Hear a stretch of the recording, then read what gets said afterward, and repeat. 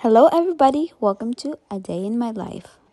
And for today's video is nandito kami sa city namin dahil magtiterasya packen kami kasama si Baby and si Devon since meron siyang ilang araw off sa work.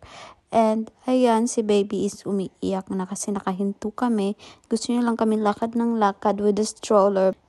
Noong unang dating ko pa lang dito around this time, I saw a lot of Dutch people. Dito lang din sa city namin, nagtiterasya pakin sila and I was so curious, bakit sila nakaupo sa labas ng restaurant while it's still so cold.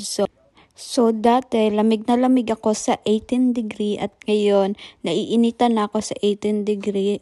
Nagko-complain ako dyan ni Devon na sobrang hot pero ayun, ganyan yung weather last time but it's more windy and ngayon, parang na ako na hindi pala malamig. Mas maganda yung weather na ganito kasi hindi mainit and hindi siya malamig. Sinasayaw-sayaw ko lang din si Baby para hindi na umiyak kasi nakakahiya sa mga kumakain din. And ayan si Sanji, nagbabark na naman. Sana iniwan ka na lang namin, Sanji. So, the baby is now settled. So, kami ni Devon, dalawa, nagchichikahan lang kami sa mga pangyayari sa aming buhay. And si Sanji, may dala pala siyang snack niya. So, ayan yung mga in-order namin. Sa akin is mocktail lang yan, guys. Walang alcohol. And kay Devon is cocktail. So, may pa-cheer pa kami dyan. Sabi ni Devon, cheer to our small family.